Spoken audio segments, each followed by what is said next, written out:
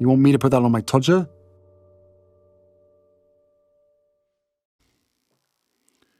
Harry's wife.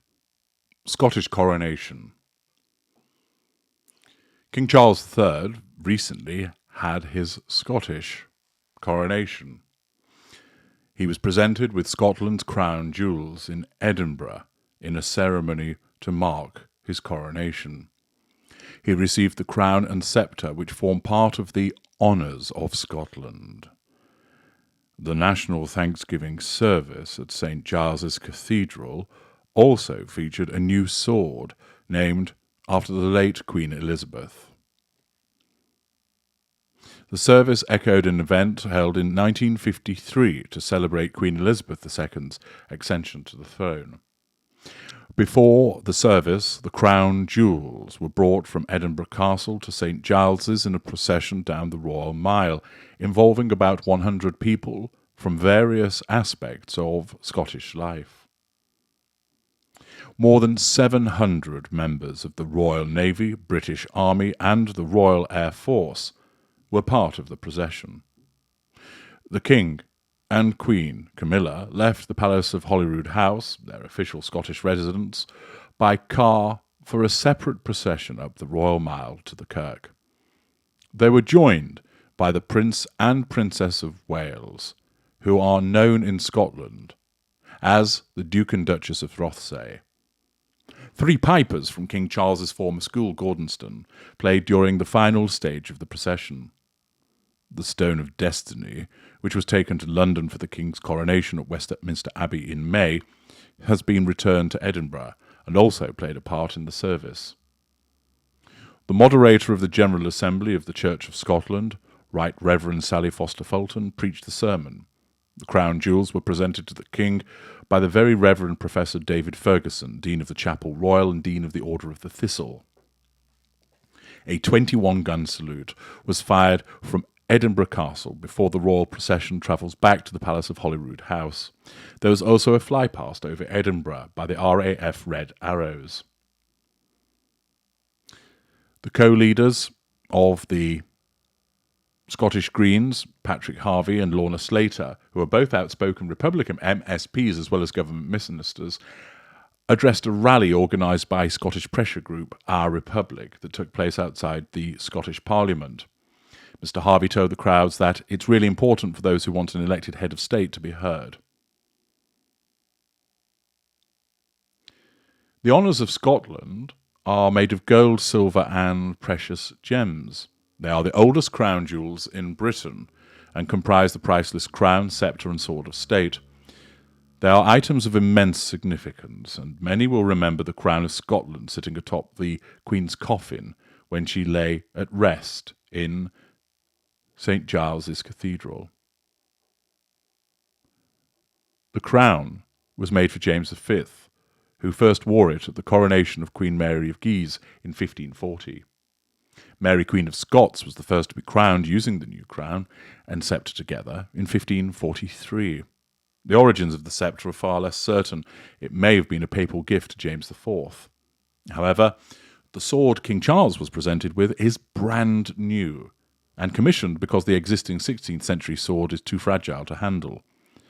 Named after his late mother, it is called the Elizabeth sword. The honours have had a turbulent past. They were removed from the castle and hidden in 1651-60 to keep them from Oliver Cromwell's army. In 1707, following the Act of Union between England and Scotland, they were locked in a chest and sealed away. In 1818, Sir Walter Scott, the famous novelist, rediscovered the honours along with a mysterious silver wand. The honours of Scotland and their accompanying exhibition are located on the first floor of the Royal Palace on the east side of Crown Square at Edinburgh Castle. Thus the King had his Scottish coronation and a bit of history for you there. But where does this take us to? Well, for Charles, of course, this was all good stuff. Plenty of positive fuel for him, people demonstrating that they are under control, all eyes on him, as it was his day. So all goes well in that regard. The protesters that appeared, of course, they provide challenge fuel, but largely he won't have seen them. Of course, Prince and Princess of Wales, or the Duke and Duchess of Rothesay as they're known in Scotland, are there. And as you can see from the pictures, that Catherine once again looked elegant, decked out in a particularly appealing laser electric blue that she was wearing. But what does this mean for the Duchess of Overseas, St. Harry's wife? Well, she was well aware that the Scottish coronation was taking place. She was well aware that eyes would be on this aspect of the royal family, the King, the Queen, the Prince and Princess of Wales. This wounded her. Notwithstanding the fact that she chose not to have anything more to do with the royal family, she repeatedly demonstrates the hypocrisy of her behaviour as a consequence of not wanting to be in the royal family, yet still feeling that she should be involved. Notwithstanding the fact that it was her choice, she will maintain that she was pushed out, forced out, given no choice but to walk away. And therefore, when she becomes aware of events such as that of the Scottish coronation, and that she was not involved, even though there was no logical reason for her to be involved, that does not matter from her perspective. From her perspective, she believes that she should have been involved, that she should have been invited. Remember, the world revolves around Harry's wife. Everybody should be looking to her. Everybody should be looking out for her. People should always be considering her interests and needs. And therefore, the failure for her to be involved in this, even though she had no legitimate reason to be involved, means that she feels wounded. This precipitated a response, of course, and we saw it. As I explained yesterday in the analysis of the photographs that were released about Lilibet, in order to try and upstage the Scottish coronation, Harry's wife typically looked to make it all about her with the release of the stage photographs with another photographic setup. And thus, she sought to steal the thunder away from the King and also the Prince and Princess of Wales by saying, "Look at us in California on the 4th of July. Here's Lilibet, everybody. You can talk about her."